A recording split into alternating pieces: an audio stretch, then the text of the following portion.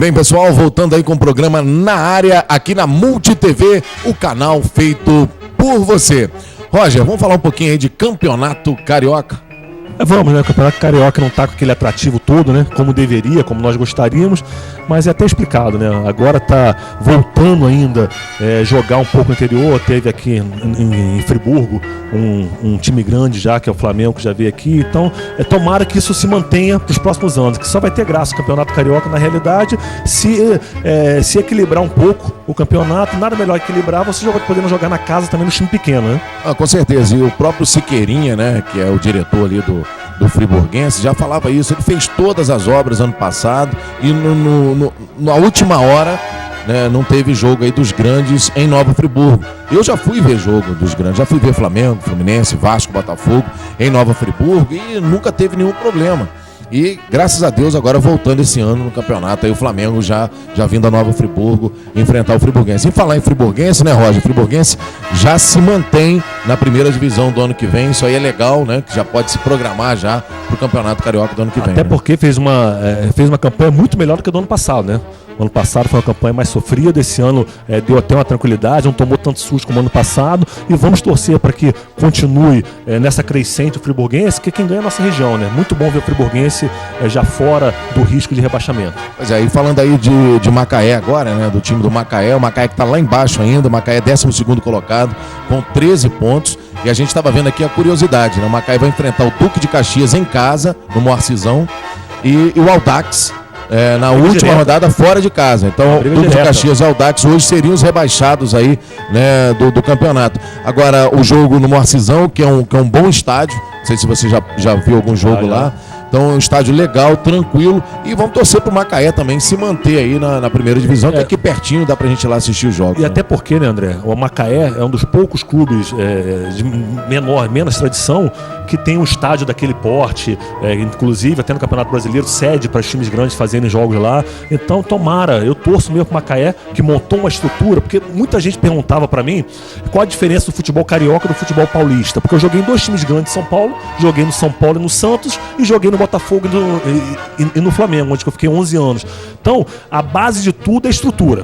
Então, no São Paulo, todos os times da capital, inclusive do interior, tem estrutura, tem campo de futebol, tem estádio, tem seu centro de treinamento, como a Ponte Preta, o Guarani. Então, isso falta no futebol carioca, esse trabalho de estrutura. O Fluminense, por exemplo, só voltando um pouquinho, teve uma matéria hoje falando isso, que o Fluminense contratou hoje um senhor empresário, um cara muito sério, e que está já com projeto, e apresentar o projeto hoje do CT do Fluminense para os jogadores. Então acho que o caminho é esse, como o Vanderlei Luxemburgo fez no Flamengo também, com aquela comprando tijolinho, a torcida comprando tijolinho para construir o CT do Flamengo. Então acho que o caminho é esse, do futebol carioca, é os clubes se estruturarem, dar estrutura para os seus jogadores, para os seus atletas, para poder ficar do mesmo nível do futebol paulista.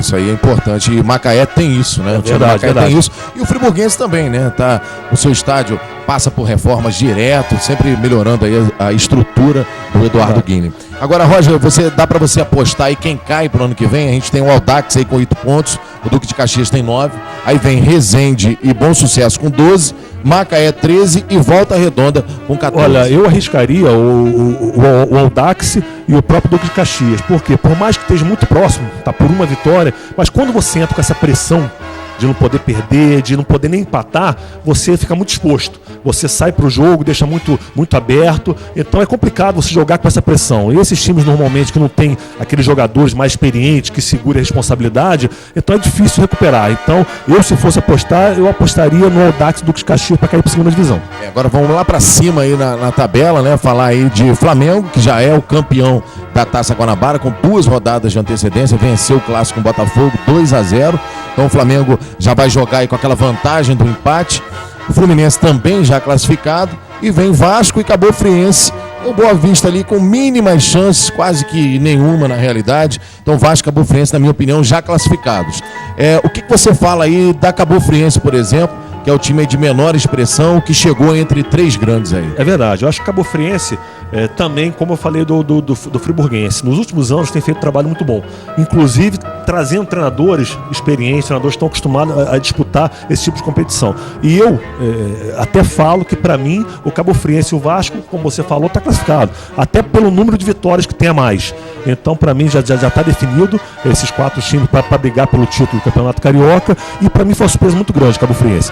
Não surpresa de estar disputando, mas de chegar numa condição a 2 rodadas pro final, nessa situação de ver as pessoas muito atrás, de conforto. E a surpresa negativa foi o Botafogo, né, André? Não podemos deixar isso escapar. O Botafogo priorizou a Libertadores, não está tão bem como esperado na Libertadores, nós vamos falar daqui a pouco sobre Libertadores, mas fez uma campanha muito ruim pelo plantel que tem. Porque vamos ser sinceros, por mais que o Cabo Friense montou um time bom, tem um treinador que tem capacidade, mas não pode uma equipe com o Botafogo, com vários reservas, com um plantel muito grande, com jogadores caros, reserva de luxo, jogadores caros, fazer uma campanha como fez no Campeonato Carioca. Então, a cobrança vai ser muito grande em cima do Botafogo agora na Libertadores, vai ser uma exigência grande, já que priorizou a Libertadores, e é uma pena o Botafogo que nos últimos, você pode até me corrigir, mas nos últimos 5 anos sempre chegou ali brigando pelo título, chegou na final da Taça Rio, final da Taça Guanabara.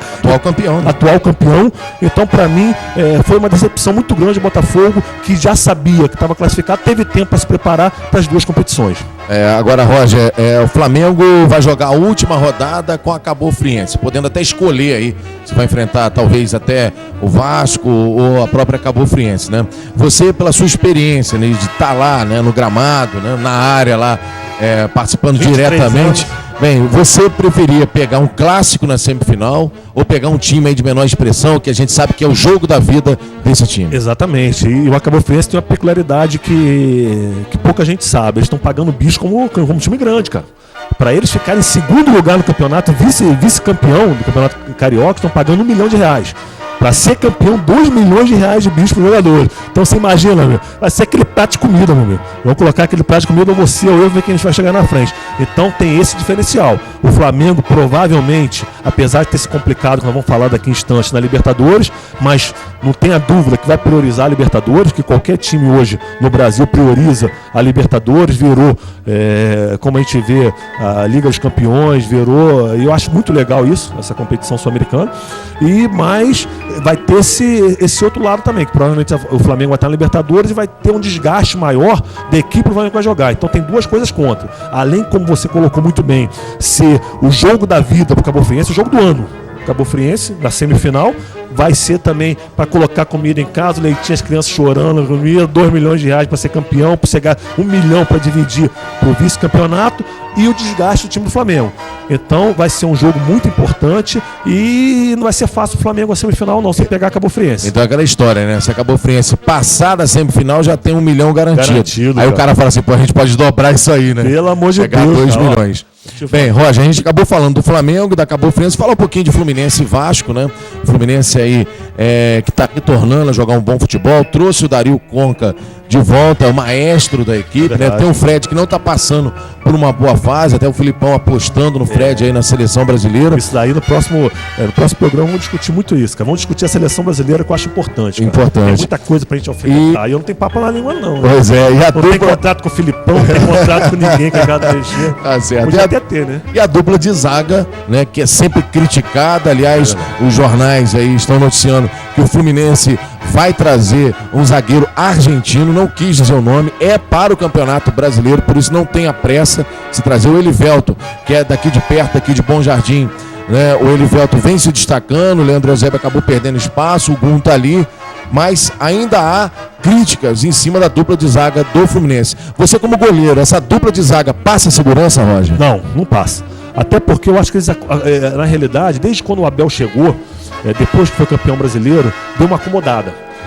O Abel tem isso de característica dele, que ele forma um grupo como o Filipão, e aqueles jogadores ninguém sai, e a prioridade são eles. Eu não vou contratar ninguém se não renovar primeiro o contrato deles. Isso, você querendo ou não, dá uma você fica acomodado. Você sabe que tá garantido, o treinador gosta de você, teu pai, o cara.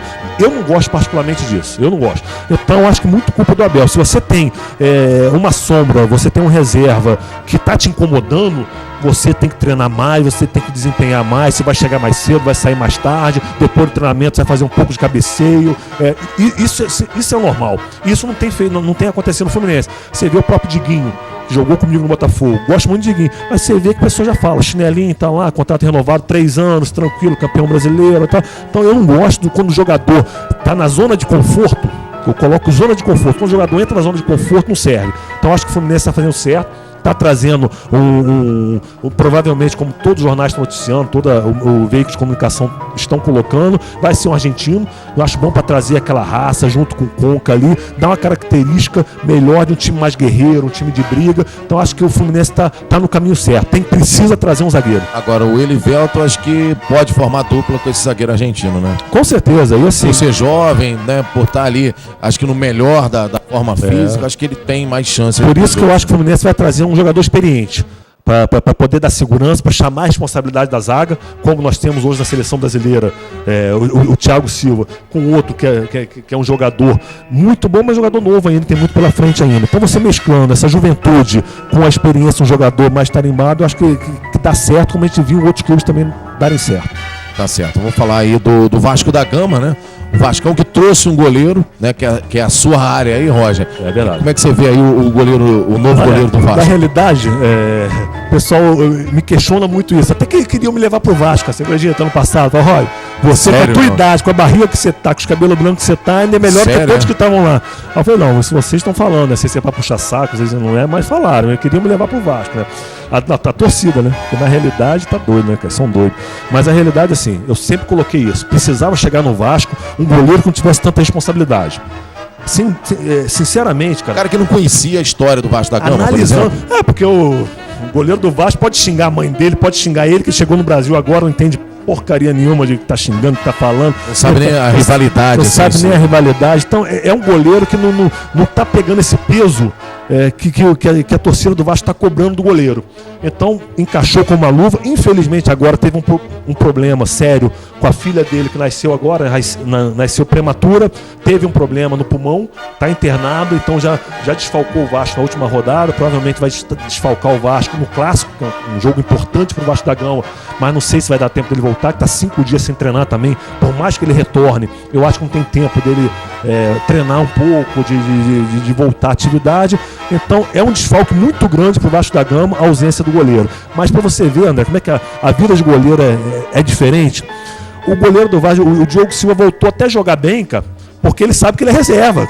Que mesmo que ele falhar, vai ter outra responsabilidade. Eu sou titular, tem que. Então ele tá jogando leve, tá jogando solto, que ele sabe que ele tá ali momentando e que vai voltar o goleiro titular do Vasco. Então eu acho importante, eu acho que o Vasco da Gama montou um time, a preocupação é que o plantel não é bom. Tem um time bom, o Vasco da Gama tem um time bom só. Mas o plantel do Vasco é muito fraco. E, vou te falar, a segunda divisão é complicado, cara. Se você não tiver um time como o Palmeiras fez, um time certinho, com peças para substituir, é complicado.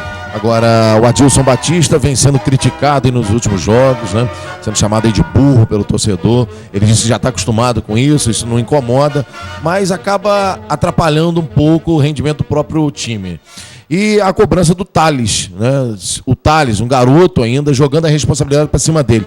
O que você acha do Thales aí, Roger? Olha, eu acho que tem que ter paciência. Não adianta pegar um jogador como ele, com a capacidade, com a qualidade que ele tem, e querer que ele resolva. O momento do Vasco não é bom, não é propício para você pegar um jogador com o talento dele e fazer com que a torcida espere dele mais do que ele pode render agora. Ninguém joga sozinho, é o que eu sempre falava no futebol. São 11 jogadores ali, para você render, você precisa que outros jogadores estejam rendendo. Eu até brinco, desculpa você que é tricolor, né? Eu até brinco, você viu o Ricardo Berna, campeão brasileiro, vai me desculpar, aí você vê que o time tá bem, cara. Todo mundo aparece, todo mundo vai bem, caramba. Então, desculpa a cutucadinha aí, mas... Então, o momento é de ter paciência, de ter tranquilidade. Não ri não, né? Depois você fala gol de barriga, que eu sei que já tá doido pra falar disso. É isso, nem pensei nisso. E não vai dar tempo de falar nisso hoje. Nem pensei nisso. E não vai dar tempo de falar nisso hoje. Então, é exatamente isso. É só para dar um exemplo, que quando o time tá bem, quando o time tá certo, qualquer jogador que você coloque no time, é o momento de você lançar um jogador novo, um jogador de qualidade, trazer um jogador da base, é quando o time tá bem. O time do Vasco, a torcida do Vasco tá cobrando muito, tá esperando muito no time que tá em formação, trocaram muitas peças, então tem que ter um pouco mais de paciência. E vou falar pro Vasco, cara, melhor do que o Adilson Batista, cara, vai ser difícil achar no mercado para se encaixar hoje no que o Vasco pode pagar. Então a torcida do Vasco se dê por satisfeito, tem um treinador muito bom, já mostrou a qualidade dele em outros clubes, como o Cruzeiro, em outras equipes que passou. Então, dificilmente você vai dispensar o Adilson Batista, que montou o time do Vasco, para trazer outro que não tem condição financeira para trazer um de primeiro top. Então, pode sofrer muito mais pegando pé do Adilson Batista. Bem, na área volta daqui a pouquinho trazendo Copa Libertadores da América. Você que torce pelo Botafogo, você que torce pelo Flamengo, a gente volta já já aqui na Multi TV, o canal feito por você.